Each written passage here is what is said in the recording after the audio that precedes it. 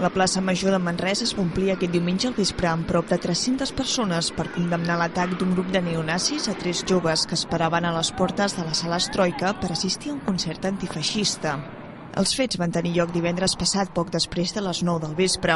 Les víctimes, juntament amb d'altres joves, esperaven a les portes de la sala Troika per assistir a un concert dels grups antifeixistes Cop i Non Servium.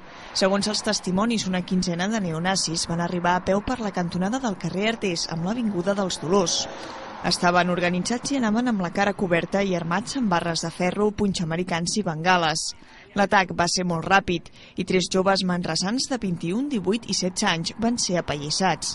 2 dels joves van ser atesos a l'Hospital de Sant Joan de Déu i van ser donats d'alta, però el jove de 16 anys, Albert M.G., es troba ingressat a la UCI a l'Hospital Universitari Mútua de Terrassa, amb pronòstic reservat.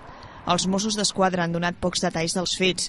No consta cap detenció, però la investigació estaria centrada en la matrícula d'un vehicle en el qual haurien fugit els atacants. La concentració per condemnar aquesta agressió es va fer aquest diumenge al vespre i va ser especialment silenciosa, si bé hi van haver aplaudiments i crits de suport per al jove apallissat, que continua ingressat.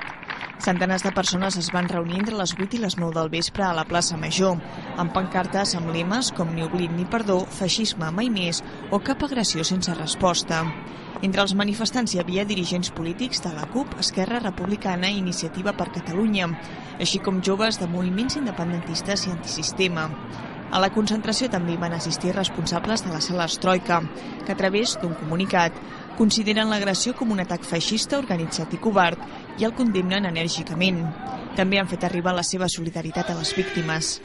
El rebuig a aquest atac s'ha repetit en ciutats catalanes com Barcelona, Vic i Terrassa, on també s'han fet concentracions de condemna i suport a les víctimes d'aquest atac feixista.